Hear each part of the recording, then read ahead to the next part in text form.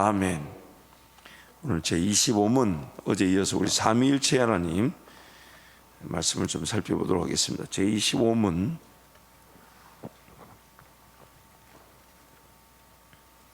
제가 질문하면 여러분이 답하도록 하겠습니다.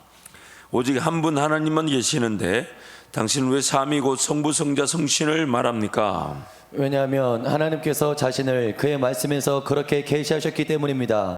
곧 이 구별된 삼위는 한 분이시요 참되고 영원하신 하나님이십니다. 한 번 더요. 25문 오직 한 분 하나님만 계시는데 당신은 왜 삼위 곧 성부 성자 성신을 말합니까? 왜냐하면 하나님께서 자신을 그의 말씀에서 그렇게 계시하셨기 때문입니다.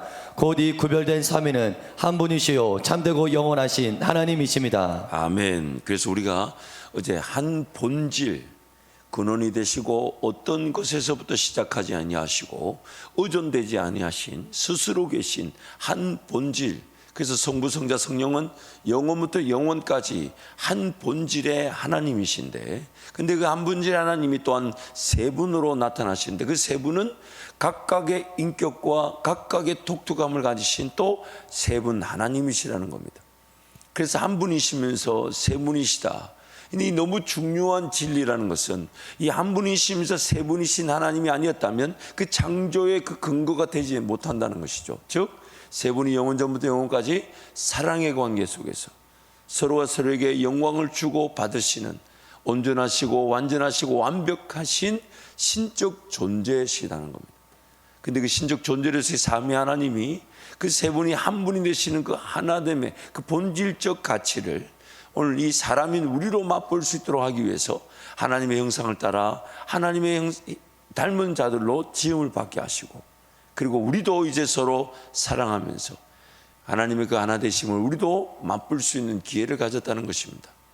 무엇보다도 그 삼위일체 하나님이 아니었다면 우리 구원의 근거는 사라졌을 것입니다. 단순하게 쉽게 말하자면 우리 죄를 위해 죽어줄 수 있는 존재가 존재하지 않았다는 얘기죠. 그래서 세 분이시면서 한 분이신, 그래서 성자 하나님께서 우리를 위해 죽어주실 때에 바로 우리의 구원이 그 성자 하나님의 구속의 역사로 시작되어졌다는 것입니다. 무엇보다도 삼위 성부 성자 성령의 하나님은 각각의 분명한 역할과 각각의 주도적인 사역이 있지만 모든 사역에, 즉 그 하나님 외부에 드러나는 모든 사역에 세 분 하나님이 함께 하신다는 것입니다. 함께 하시는, 창조 때부터 또한 구속과 또한 지금도 섭리하시고 다스리시고 성도들의 삶에 그 성전 삼으시고 들어와 계셔서 목자 되신 예수님의 음성이 성령을 통해 들려지면서 성부 하나님의 그 창조의 뜻과 구원의 뜻이 우리 가운데 이루어지는, 그래서 하나님의 모든 사역에는 그 세 분이 함께 하시면서 주도적으로 각 분 한 분 한 분이 이끌어 가시는 사역들이 있다는 것입니다. 그래서 오늘 우리가 살펴볼 것은 잘못된 삼위일체론에 대해서 살펴봅니다. 잘못된 삼위일체에 대한 잘못된 이해들에 대해서 살펴봅니다. 첫 번째는 가장 대표적인 잘못된 이론이 양태론이라고 합니다. 영어로 모달리즘이라고 그러는데 이 양태란 말이 뭐냐면 모양 양자와 형태 태자, 그러니까 모양과 형태만을 가지고 논한다는 뜻인데 무슨 뜻이냐면, 예를 들면 저는 교회에서는 목사고 가정에서는 남편이고 또 지금은 박사 과정의 학생이죠. 여러분 다시 한번 부탁드리지만 어제부터 학교가 시작되었습니다. 정말 주님의 은혜가 필요합니다. 물론 지금 온라인으로 수업하다 보니까 좀 편하게 수업하지만 멍하니 쳐다보는 것 같고 저분이 뭔 말하나, 여러분 마음을 조금 이해합니다. 이 새벽에 저 목사가 뭔 말하나, 왜냐하면 교수님 뭔 얘기를 하는데 정말 세상과 나는 간고도 없고 저분이 뭔 말하나. 어쨌든 여러분 좀 기도해 주신데, 예를 들면 저는 교회에서는 목사죠, 가정에서는 남편이죠, 그리고 또 학교에서는 학생이지만 이런 처한 위치와 상황에 따라 다양한 호칭으로 불리는 것이 삼위일체의 하나님이 아니라는 겁니다. 이렇게 보면 안 된다는 겁니다. 한 하나님이 구약 시대에는 성부 하나님으로, 그리고 하나님이 신약 시대에는 성자 하나님으로, 그리고 한 하나님이 지금 우리 시대에는 성령 하나님으로 이렇게 활동한다라고 보는 이게 틀렸다는 거예요. 이게 틀렸다는 거예요. 만약 왜 이게 맞다면 창조 때에 성부 하나님이 그리고 말씀이신 성자 하나님으로 그리고 그 수면 위에 운행하시는 성령 하나님 어떻게 해석할 겁니까? 예수님이 세례를 받으실 때 그 성자 하나님이 세례를 받고 계셨을 때에 하늘에서는 음성이 들렸잖아요. 이는 내 사랑하는 아들이요 내 기뻐하는 자라심. 또한 비둘기같이 임한 성령 하나님, 그렇게 뚜렷하게 구별되는 그 하나님을 어떻게 구별할 겁니까? 한 하나님이 성부로, 한 하나님이 성자로, 하나님이 성령으로 나타나신 것이 아니라 삼위일체 하나님은 창조 때도 성부, 성자, 성령이 함께 하셨고, 우리를 구원하실 때도 성부, 성자, 성령이 함께 하셨고, 또한 구원하신 우리를 교회로 세우시면서 함께 동행하시는 것도 성부, 성자, 성령이 함께 하시는데, 창조 때는 성부께서 주도적으로 이끌어 가셨고, 구원 때는 성자 하나님께서 주도적으로 이끌어 가셨고, 지금 때는 성령 하나님이 우리를 주도적으로 이끌어 가시나 삼위일체 하나님이 지금도 함께하고 계신다는 것입니다. 그래서 동일한 물이 상황에 따라 고체로 혹은 액체로 혹은 기체로 바뀌는 상태, 이렇게 보는 게 삼위일체 하나님을 보는 게 아니라는 겁니다. 이게 잘못됐다는 거예요. 교회에서는 목사, 가정에서는 남편, 또 학교에서는 학생, 혹은 물이 액체일 때가 있고 고체일 때고 기체일 때, 이렇게 보는 삼위일체에 대한 이해가 양태론이라 그래서 잘못되었다라는 겁니다. 두 번째 삼위일체에 대한 잘못된 이해는 삼신론, 트라이티즘이라 그래서 삼신론, 즉 세 분 하나님으로 보지 한 분으로 보지 않는다는 거예요. 이게 틀렸다는 거예요. 세 신이 독립적으로 존재하면서 서로 의논하고 협력한다고 보는 관점입니다. 문제점은 한 본질이 강조되지 않으므로 이 세 신은 언제든지 다른 생각과 활동을 할 수 있다는 것입니다. 그래서 한 본질이 아닌 세 위격만을 강조해 세 하나님을 상징하는 삼신론, 잘못된 관점입니다. 그래서 우리 하나님은 한 분이시면서 동시에 세 분 하나님이시다. 그러나 그렇게 돼야만 하는 분명한 이유와 근거를 가지고 계신데 그것이 창조의 이유가 되시며 또한 우리 구원의 분명한 목적과 구원의 능력이 되신다는 거죠. 그래서 우리 이성적으로는 이해할 수가 없어요. 세 분이시면서 한 분이시다. 한 본질을 가지고 계시고 삼위 하나님 모두가 그 한 본질을 가지고 계신 성부, 성자, 성령 각각의 하나님이시지만 한 분이시다. 한 분이시다. 세 분으로 나타나시나 한 분이시다. 한 분이시다. 세 분으로 나타나시나 한 분이시다. 또한 세 번째 가장 큰 이단이 누구냐면 아리우스파라고 하는 아리우스의 종속설의 이 삼위일체에 대한 잘못된 이해입니다. 성자의 본질은 태어나는 것이고 태어나기 전에는 존재하지 않는다라고 보는 견해입니다. 우리가 어제 살펴봤죠. 성자 하나님이 성부로부터 기원하셨으나 성자 하나님은 영원 전부터 영원, 즉 존재하지 않았던 때가 없으므로 성부와 성자라는 서로 간의 관계적 표현에서 아버지와 아들의 표현을 쓰신 것이지 누가 더 높고 낮거나 누구에서부터 시작되어 있어서 종속되는 게 아니라는 겁니다. 그래서 성부의 본질은 낳는 것으로 영원하지만 성자는 영원하지 않게 되는 것이죠. 왜요? 성자가 성부로부터 시작되었기 때문에 성자가 존재하지 않았던 때가 존재하게 됩니다. 성부가 먼저 계셨고 아버지가 먼저 계셨고 그리고 아들이 있다 보니까 성자 하나님이 영원하지 않게 되어버리는 거죠. 그래서 자연스럽게 성자는 성부보다 못한 존재가 되어 성자 종속설이 등장하게 되는 것입니다. 그래서 이 교회 안에 이 초기 때부터 가장 대표적인 이단이 성자의 신성, 즉 하나님 되심을 부인하는 겁니다.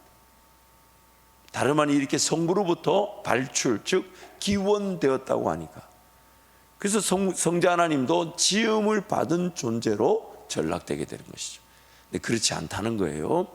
성부 하나님이 성자 하나님을 낳으셨다는 표현은 그 영원 전부터 영원까지 성부나 성자나 성령이나 다 존재하지 않으셨던 때는 없는데 그 세 위격을 성부, 성자, 성령으로 표현하기 위해 아버지와 아들이라는 표현을 쓰고 계신다는 겁니다.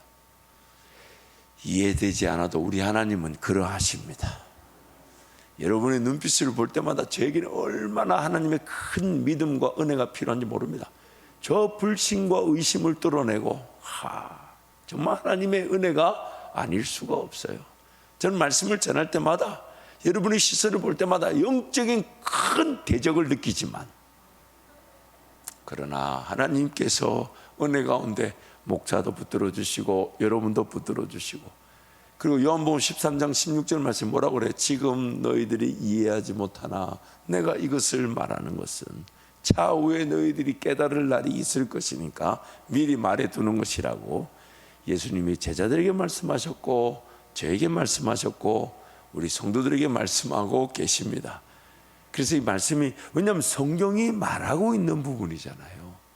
성경이 말하고 있는 부분이니까 그것을 우리가 진리의 말씀으로 받아들이면 항상 우리의 영적 자세는 이렇게 돼야 됩니다. 여러분, 말씀을 내 삶에 가지고 오려는 것보다는 이 말씀 속에 내 삶을 발견하려고 해야 합니다. 왜냐하면 어느 게 더 큽니까? 어느 게 더 크고 위대합니까? 물론 내 삶의 영역도 참 많은 영역이 있고 또한 인류 모든 삶을 살았던 사람들의 경험이나 지식이나 그 삶의 영역도 넓지만 기록된 말씀보다 넓지는 않습니다. 기록된 말씀보다 범주가 크지 않습니다. 그래서 내 삶의 자리에 필요한 말씀을 받는다. 물론 그것이 없지는 않습니다. 내 삶에 필요한 말씀이 있습니다. 그러나 우리의 삶의 자세는 하나님의 말씀 안에서 나를 발견하고자 하는 것, 하나님의 말씀이 말하는 바를 다 수용하고 깨닫고자 하는 것. 그러나 내 인생 전반적으로 내 인생 모든 시간들을 다 하나님께 드린다 해도 이 말씀을 다 수용할 수가 없어요. 왜냐하면 이 말씀은 우리를 낳으신 말씀, 우리는 하나님의 말씀으로 태동되었고 하나님의 말씀으로 구원을 받았고 그래서 베드로 말씀 뭐라고 합니까? 하나님 말씀 우리를 낳았다라고 말씀하시는. 그 하나님 말씀 우리를 낳았으니 이 말씀이 우리보다 훨씬 더 크고 위대하신 거예요. 그래서 자꾸만 내 삶에 하나님의 필요한 말씀을 가져오려고 하기보다는 하나님 말씀 속에서 나를 발견하고 하나님 말씀이 나를 이끄시는 대로 걸어가고자 할 때 우리는 우리의 삶의 지경을 넘어서는 믿음의 역사를 보게 되는 것이죠. 내 삶 안에 범주 안에서 필요한 말씀을 받는 게 이 능력이기도 합니다. 있습니다. 그러나 하나님의 말씀 속에서 내 삶을 발견하고 하나님의 말씀을 따라 내 삶을 적용하고자 하면 그것이 바로 내 삶의 지경을 넘어서는 믿음의 역사로 살아가게 되는 것이죠. 그래서 좀 자세하고 꼼꼼하지만 하나님의 말씀이 말씀하고 있는 바를 그대로 받아들이려고 하고 그대로 깨닫고자 할 때 주님 약속하셨던 것처럼 지금은 너희들이 이해하지 못하나 몇 날이 못되어 성령을 받게 될 때에 그 성령께서 모든 것을 가르쳐 주시고 모든 것을 생각나게 하신다는 것입니다. 그래서 이어서 가면 성령 하나님 역시 인격으로 보지 않고 단순히 하나님의 영혼이나 기운 혹은 우리가 잘 아는 능력 정도로만 본다는 겁니다.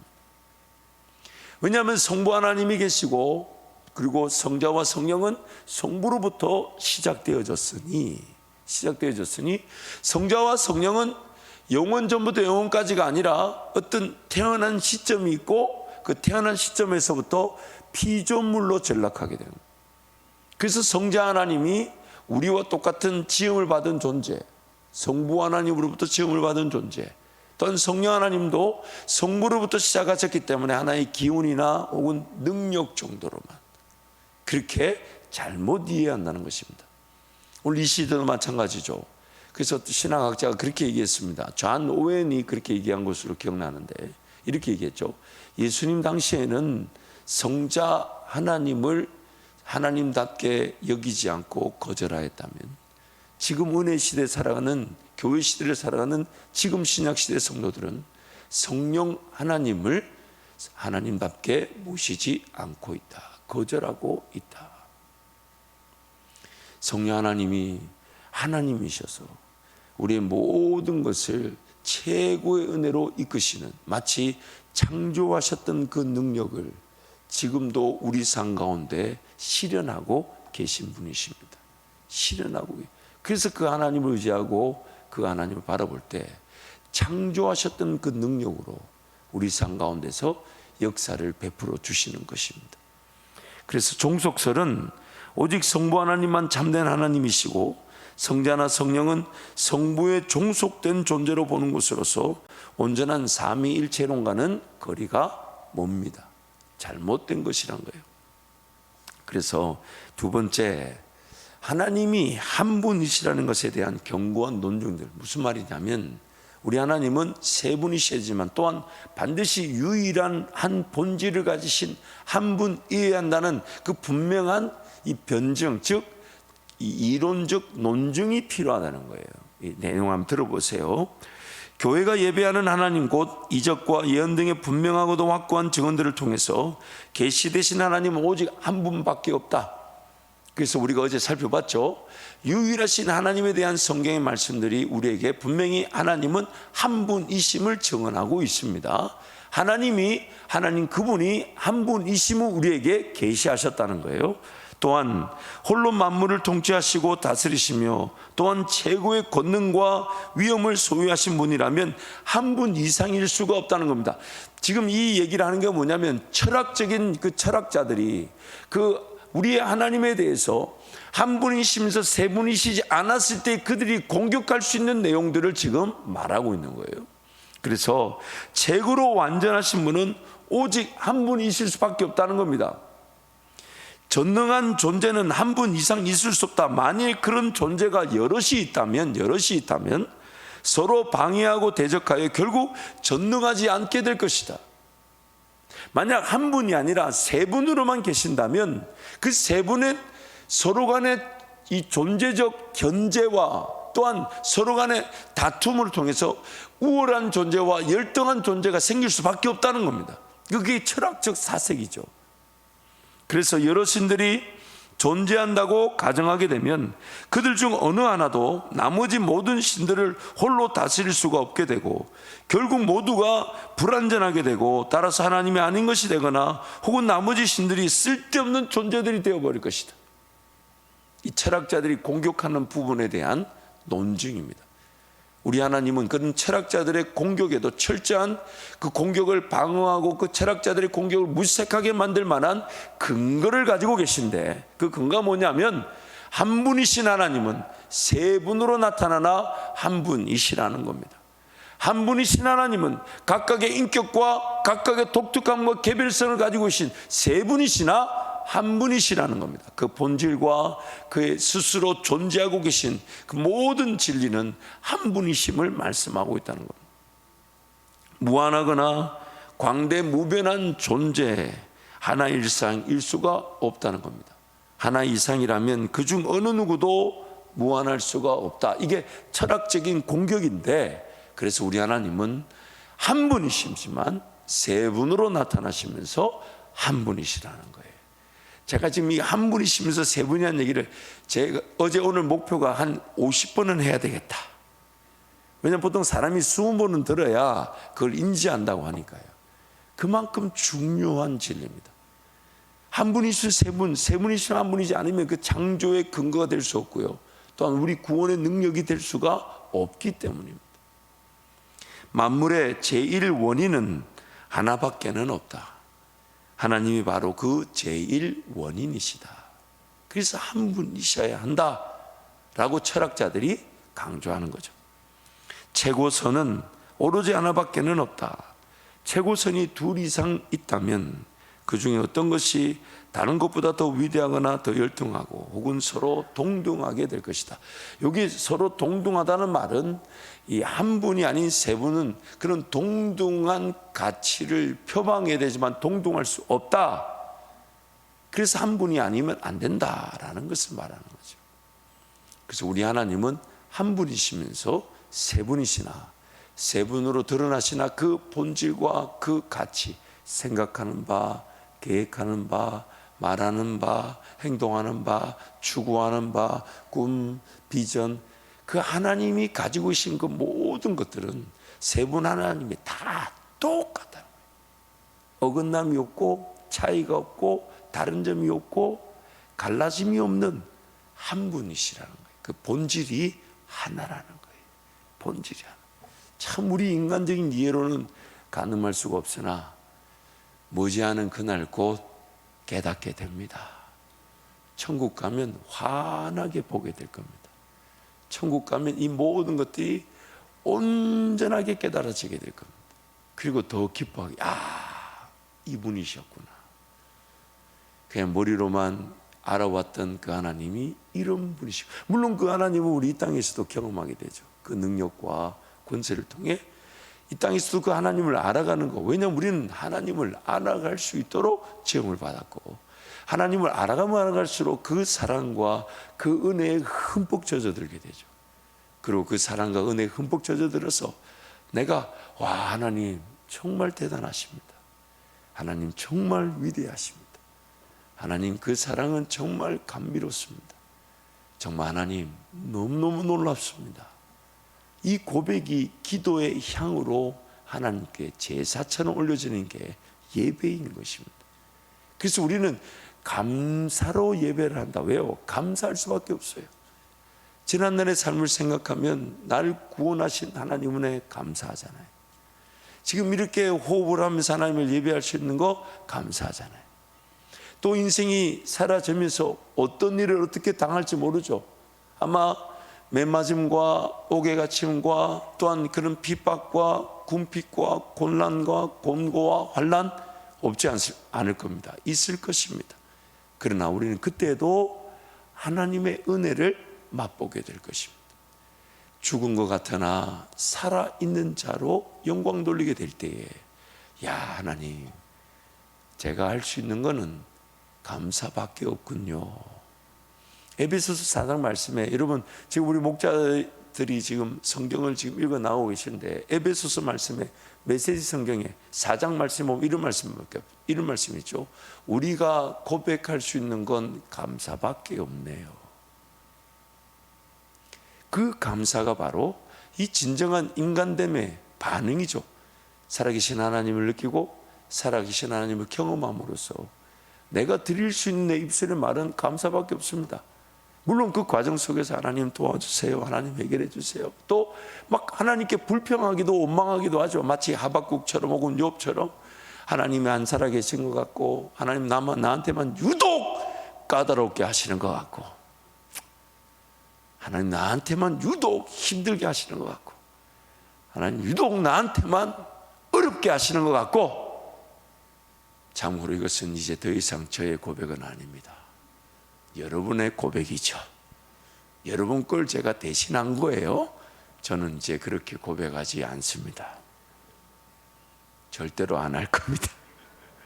왜냐하면 해봐야 소용이 없다. 그것도 나중에 여러분 한번 해보십시오. 나중에 다 소용없어요. 그 입만 부끄러울 뿐이에요.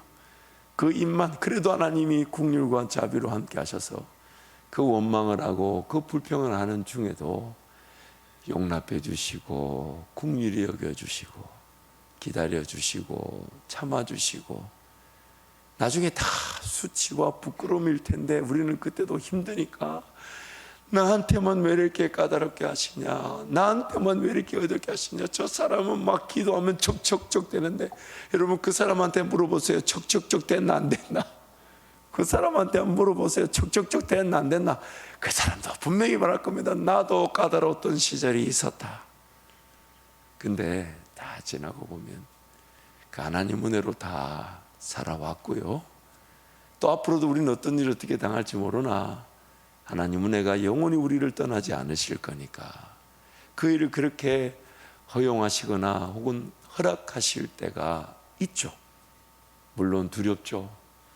그런 일이 일어나지 않았으면 좋겠고 그런 어려운 일들이 내 삶에는 없으면 좋겠지만 여러분 죄송합니다. 그런 일이 없지 않아요. 그러나 잊지 마세요. 그 문제, 어려움, 그 고통과 고난보다 더 크게 역사하실 우리 하나님 은혜가 우리와 영원히 함께 하십니다. 그래서 하나님 앞에 무릎 꿇고 인내하면 그것이면 충분하고요. 그때도 하나님은 내 무릎의 자리를, 기도의 자리를 지켜주시고 인내케 하셔서 더 놀라운 영광을 우리를 통해 받으실 것입니다. 그래서 그 하나님이 지금 우리와 함께하고 계시니까 오늘 또 그 하나님 바라볼 때 하나님은 그 모든 것들을 능가하실 능력으로 우리와 함께 하시는 겁니다. 그래서 고린도후서 10장 4절 5절 말씀인데 우리 함께 선포하겠습니다. 고린도후서 10장 4절 5절 말씀 우리 함께 선포합니다. 우리의 싸우는 무기는 육신에 속한 것이 아니요 오직 어떠한 견고한 진도 무너뜨리는 하나님의 능력이라. 모든 이론을 무너뜨리며 하나님 아는 것을 대적하여 높아진 것을 다 무너뜨리고 모든 생각을 사로잡아 그리스도에게 복종하게 하니. 굉장한 참 도전입니다. 우리가 생각할 때 하나님의 능력은 어떤 우리가 좀 더 가지고 통제할 수 있는 그래서 어떤 물질이나 혹은 부나 혹은 명예나 혹은 권력들, 물론 그런 것들이 없지는 않지만 우리가 생각하는 능력들은 그런 것들을 통해 선한 영향력을 발휘하고 싶어 하지만 성경이 실질적으로 말하는 그런 능력은 육신에 속한 그런 것들이 아니라, 이 육신에 속했다 이런 말은 어떻게 해석하면 되냐면 그런 본능적인 욕구에 그런 충족되는 그런, 그래서 먹고 마시고 입는 문제, 좀 더 잘 마시고 좀 더 잘 먹고 잘 입는 것으로 우리가 하나님의 선한 능력을 나타내고자 하는 그런 일차적인 그 본능에 기속되는 그것을 우리는 무기로 삼으려고 하죠. 저와 여러분은 그 본능적 욕구를 사실 이기진 못해요. 이기지 못하지만 우리의 안타까움은 그런 자꾸만 우리가 좀 더 통제하고 우리 손에 뭔가 쥐어지면 그것을 가지고 보여주고 싶어 나타내고 싶어 하는 그 평생의 욕구에 사로잡혀 삽니다. 그래서 가만히 들여다보면 내가 좀 잘 돼야 복음을 잘 전하지 않겠나? 내가 좀 물질이 있고 내가 권력이 있고 부가 있고 명예가 있어야 그래도 뭔가 일이라도 좀 하지 않나? 뭐 쉽게 말하면 이런 거죠. 그래도 돈이라도 좀 있어야 뭐 일하지 않냐? 그 우리가 안에 어떤 통용되는 암묵적인 그러나 잘못된 욕심들이죠. 오히려 하나님은 하나님 우리에게 주시고자 하시는 무기가 뭐냐면 한마디로 딱 사도 바울이 추리자면 이렇게 추리죠.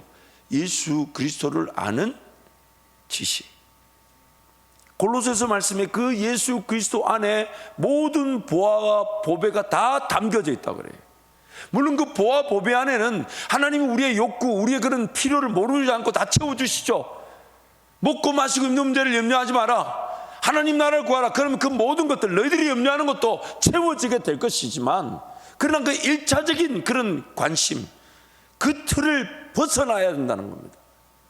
내 손에 뭔가 좀 주어지면, 넉넉하게 좀 뭐 채워지면, 그 하나님은 그게 아니라는 거예요. 모든 이론을 파하고, 모든 지식을 파하고, 파한다는 말은 그 무시한다는 게 아니에요. 하나님 그 모든 지식과 이론을 다 만드신 분이신데, 그래서 하나님을 알아가는 지식, 예수 그리스도를 아는 지식에서 자라나는 것, 배우고 확신한 일에 거하는 것. 왜요? 그 모든 죄와 문제점이 어디서도 출발하냐면 잘못된 계획, 잘못된 욕심, 잘못된 그런 정욕, 먹고 마시고 있는 잘못된 아이디어, 잘못된 방법. 하나님을 제대로 모르다 보니, 즉 예수 그리스도를 아는 지식에 거하지 않다 보니까 거기서부터 모든 문제가 출발하기 시작합니다. 그래서 하나님은 지금 우리를 깨끗게 하실 때에 예수 그리스도를 아는 지식으로 우리를 정결케 하기를 원하시며, 예수 그리스도를 아는 지식은 즉 말씀과 기도로 거룩하여 짐이라. 하나님을 닮아가게 되는 것이죠. 그래서 하나님은 자꾸 우리를 하나님을 알려주기를 원하시고 예수 그리스도 그분을 알아갈 수 있도록 기회를 주시며 그분 안에서, 그래서 이렇게 얘기하잖아요. 사도 바울이 나는 그 그리스도의 고난에도 기꺼이 참여하는 것은 그 부활의 영광을 맛보기 위한 것인데, 그 부활의 영광이 뭐냐면 다른 모든 것들을 배설물로 여길 만큼의 예수 그리스도를 아는 지식이 가장 고상하기 때문이라. 그리고 천국 가면 요것만 한답니다. 천국 가면 예수 그리스도를 아는 지식만 있다고 합니다. 그래서 오늘 또 우리는 하나님을 알아갈 기회로 여기에 왔습니다. 그러므로 이렇게 기도하시죠. 하나님, 내 필요 아시죠? 내 지금 나에게 무엇이 있어야 되는 주님 아시죠? 그것도 주님이 해결해 주실 믿고, 오늘 내가 알아가야 될 예수님은 누구십니까? 내가 경험할 수 있는 하나님은 누구십니까? 하나님, 나에게 오늘 무엇을 가르쳐 주기를 원하십니까? 하나님, 하나님에 대해서 무엇을 발견케 하기를 원하십니까? 하나님, 그래서 음성을 듣기를 바라고 하나님을 더욱 알아가기를 원합니다. 그 배반하고 불순종하고 거역한 이스라엘 백성들에게 선지자들이 끊임없이 말씀하잖아요. 가장 대표적인 말씀이 뭡니까? 여호와께로 오라는 겁니다. 그러면 한번 변론해 보자는 겁니다. 한번 따져보자는 겁니다. 그러면 너희 죄가 주홍빛 같을 것이라. 그러나 희게 될 것이다. 그래서 호세아 선지자가 제안하는 것은 여호와를 알자. 힘써 여호와를 알자는 거예요. 그래서 오늘 또 하나님 나에게 말씀하실까 싶어 기록된 말씀으로 달려가고, 또 기록된 말씀을 붙들고 마음이 뜨거워져서 하나님 이런 분이시군요 하고 무릎을 꿇었더니 성령이 나에게만 주시는 그 주관적인 예수 음성, 내가 구해되고 내가 걸어가고 내가 헌신하고 내가 순종하여 열매를 보게 하실 목자 되신 예수 음성이 성령 하나님을 통해 들려지게 하시는 것입니다. 그러면 오늘 또 우리 주님을 알아가는 복된 날이 되시기를 축복합니다. 우리 목사님들 나오시고 우리 함께 찬송하겠는데요, 날마다 우리 삶의 기회는 예수님을 알아갈 기회입니다. 예수님을 발견할 기회입니다. 예수님을 맛볼 기회입니다. 예수님이면 충분한 날이 되어가는 것입니다. 그래서 오늘도 우리 예수님과 동행하며 예수님을 경험하는 귀한 날이 되시기를 축복합니다. 함께 찬송하겠습니다.